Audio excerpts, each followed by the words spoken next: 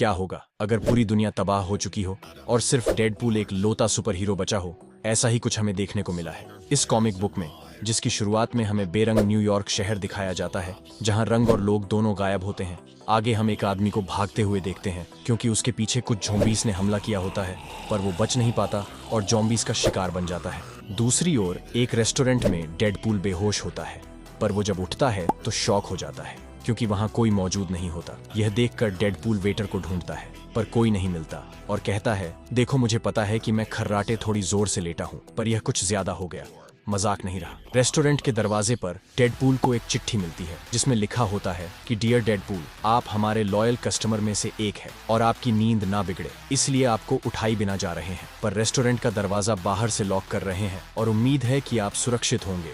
आगे जब Deadpool restaurant से बाहर निकलता है तो वहां भी सन्नाटा छाया होता है, पर सड़क पे उसे एक न्यूज़पेपर मिलता है जिसकी हेडलाइन होती है जिंदा लाश पर। इस हेडलाइन के नीचे लिखा होता है, यह शायद स्पाइडरमैन की गलती है और ये किसका काम होगा हम सबको पता है। और आगे डेडपूल कहता है, देखो ये कोई प्रैंक तो नहीं है ना, मैं कुछ दिन बेहोश क्या हुआ, पूरी दुनिया ही तबाह हो गई। हालांकि मुझे इस चीज की भनक लग चुकी थी जब मैं एक बंदे से डॉन मार्को के बारे में पूछताछ कर रहा था और उसने कहा था कि वह मर चुका है, और यह सुनकर मुझे लगा कि वह झूठ बोल रहा है और मैंने उसे बिल्डिंग से नीचे फेंक दिया था क्योंकि मुझे खबर मिली थी कि वो कल गार्डन में घूम रहा था।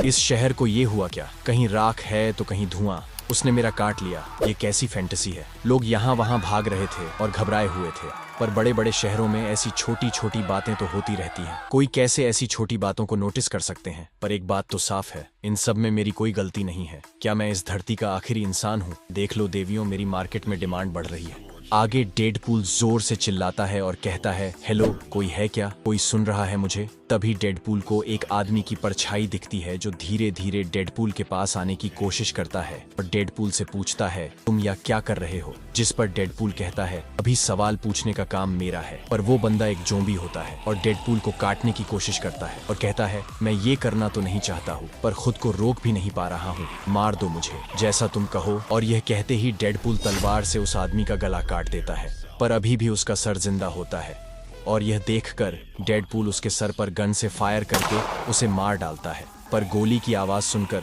बहुत सारे ज़ॉम्बी डेडपूल पर अटैक करने की कोशिश करते हैं, पर डेडपूल एक एक करके ज़ॉम्बीज़ को मारने लगता है, पर ज़ॉम्बीज़ कुछ ज्यादा ही होते हैं और डेडपूल वहां से जान बचाकर भागने की कोशिश करता है, पर ज़ॉम्बीज़ डेडपूल को चारों तरफ से घेर लेते हैं और भागने का कोई रास्ता नहीं बचता। और तभी एक आवाज आती है, जान बचानी है तो लेट जाओ, और ज़ॉम्बीज़ पर मशीन गन से फायरिंग शुरू हो जाती है और ये फायरिंग एक कार में से कुछ बंदे कर रहे होते हैं जो ज़ॉम्बी से बचने की सुरक्षित जगह ढूंढ रहे होते हैं और डेडपूल भी उनके साथ शामिल हो जाता है। आगे डेडपूल उन लोगों को शुक्रिया कहता है और पूछता है, यहाँ आखिर चल क्या रहा है? जिस पर एक बंदा जवाब देते हुए कहता है, शहर में ज़ॉम्बी वायरस फैल चुका है, पर ज़ॉम्बीज़ मेरे से बात कैसे कर पा रहे थे? हाँ, इनमें से कुछ बात कर पाते हैं, हालांकि उनका ब्रेन डेड हो चुका है, पर मैं तुम्हें जानता हूँ, तुम डेडपूल हो ना?